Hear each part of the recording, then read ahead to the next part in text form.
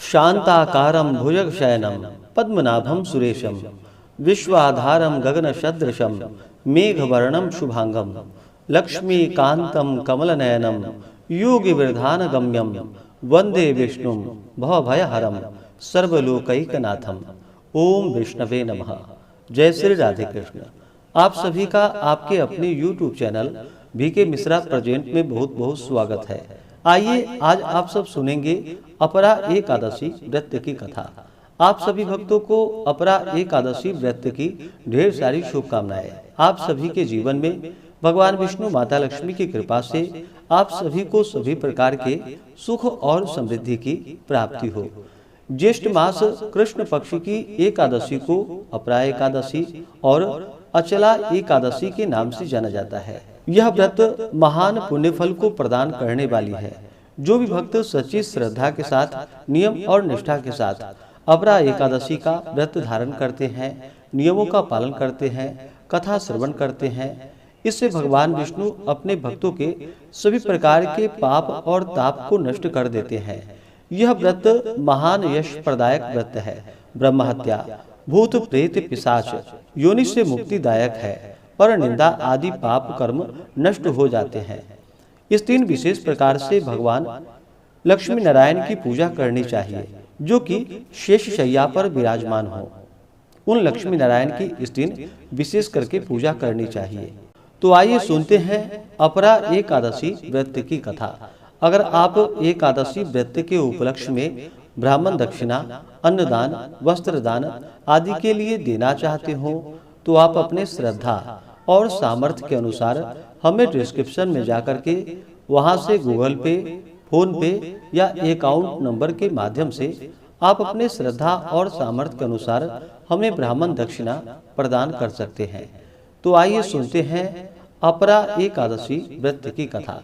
तो बोलिए प्रेम से भगवान विष्णु की जय, माता लक्ष्मी की जय, भगवान श्री कृष्ण की जय, सर्व देवी देवता की जय। कथा के अनुसार एक बार युधिष्ठिर ने भगवान श्री कृष्ण से हाथ जोड़कर कहा कि हे मधुसूदन, अब आप कृपा कर मुझे ज्येष्ठ मास की एकादशी का नाम और महात्म्य सुनाइए, क्योंकि मेरी उसको सुनने की महान इच्छा है।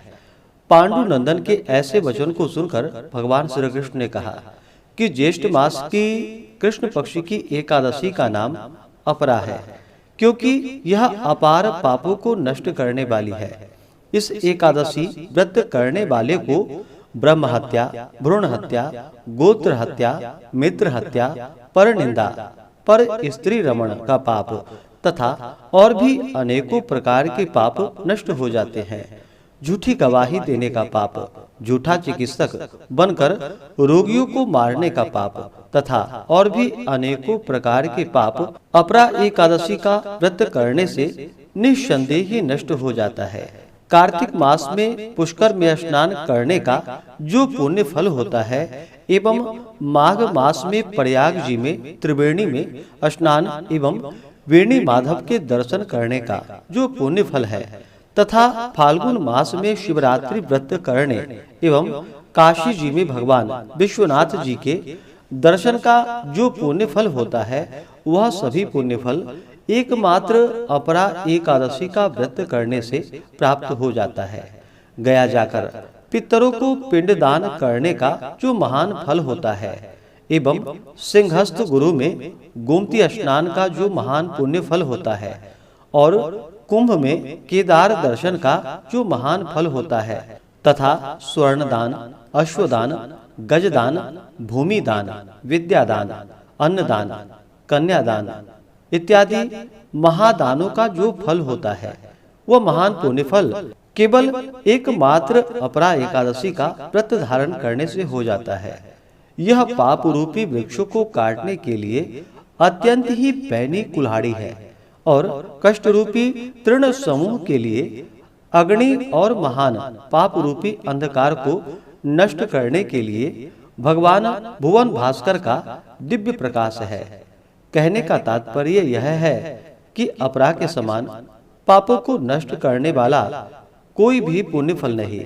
अतएव पापों को नष्ट करने की कल्पना करने वाले एवं अक्षय पुण्य फल को प्राप्त करने के लिए अपरा एकादशी का व्रत रखना अत्यंत आवश्यक है। अपरा की अवहेलना करने वाले प्राणियों को कहीं भी त्राण नहीं मिलता, उसका जीवन एकदम ही निरर्थक रहता है। इसके विपरीत अपरा एकादशी का व्रत नियम पूर्वक धारण कर भगवान विष्णु की पूजा करने से सांसारिक सुखों की प्राप्ति के बाद अंतकाल में परलोक की भी प्राप्ति होती है। हे राजन, आप तो स्वयं सर्वव्यापक, अंतर्यामी, जन्म रंजन, दुख विभंजन आदि पुरुष हैं। आपको क्या, यह व्रत तो मैंने आपको लोकोपकार के लिए सुनाया है। इसके पढ़ने एवं सुनने से ही लोग पापों से मुक्ति पाकर विष्णु लोक में निवास करेंगे। हे राजन, प्राचीन काल में महीध्वज नाम का एक धर्मात्मा राजा था। वही उसका छोटा भाई व्रजध्वज बड़ा ही क्रूर, अधर्मी और अन्यायी था, जो अपने बड़े भाई महीध्वज से घृणा और द्वेष करता था। राज्य पर अपना अधिकार जमाने के लिए एक रात उसने बड़े भाई की हत्या कर दी और उसकी देह को जंगल में पीपड़ के पेड़ के नीचे गाड़ दिया। अकाल मृत्यु के कारण राजा महीध्वज प्रेत योनि में पहुंच गए और प्रेतात्मा बनकर उसी पीपल के पेड़ पर रहने लगे। प्रेत योनि में रहते हुए राजा महीध्वज आसपास बड़ा ही उत्पात मचाता था। एक बार धौम्य ऋषि ने वहां प्रेत को देख लिया और माया से उसके बारे में सब कुछ पता कर लिया। ऋषि ने उस प्रेत को पेड़ से नीचे उतारा और परलोक विद्या का उपदेश दिया। महीध्वज की मुक्ति के लिए एक ऋषि ने अपरा एकादशी का व्रत रखा और श्री हरि विष्णु से राजा के लिए कामना की। इस पुण्य के प्रभाव से राजा की प्रेत योनि से मुक्ति हो गई। राजा बहुत प्रसन्न हुआ और वह ऋषि को धन्यवाद देता हुआ अंत में स्वर्ग लोक में चला गया। इस प्रकार से जो भी सच्ची श्रद्धा के साथ अपरा एकादशी का व्रत धारण करते हैं, उनके महानतम पाप नष्ट हो जाते हैं। तो बोलिए प्रेम से भगवान विष्णु की जय, माता लक्ष्मी की जय। इस बार अपरा एकादशी का व्रत 23 मई 2025 दिन शुक्रवार को पड़ा है। ज्येष्ठ मास कृष्ण पक्ष की एकादशी तिथि प्रारंभ समय 22 मई 2025 दिन गुरुवार रात्रि 1:13 और एकादशी तिथि की जो समाप्ति है वह 23 मई 2025 दिन शुक्रवार रात्रि 10:31। व्रत का पारण हरिवासर समाप्त होने के बाद किया जाता है और द्वादशी तिथि में करनी चाहिए। द्वादशी तिथि का पहला चौथाई हिस्सा हरिवासर का होता है। द्वादशी तिथि प्रारंभ समय 23 मई 2025 दिन शुक्रवार रात्रि 10:32 और द्वादशी तिथि की समाप्ति 24 मई 2025 दिन शनिवार शाम 7:22 पे द्वादशी तिथि की समाप्ति है। तो सभी भक्तजन व्रत का पारण 24 मई को सुबह 5:26 से सुबह 8:11 तक व्रत का पारण कर लेंगे। अपरा एकादशी व्रत का पारण तिलेन पारणम। तिल से व्रत का पारण है। सफेद तिल हो या काले तिल हो, उनका प्रयोग करें। यह संभव ना हो पाए तो आप जल, फल या तुलसी दल से व्रत का पारण करें। तो आशा करता हूँ कि यह जानकारी आपको अच्छा लगा हो।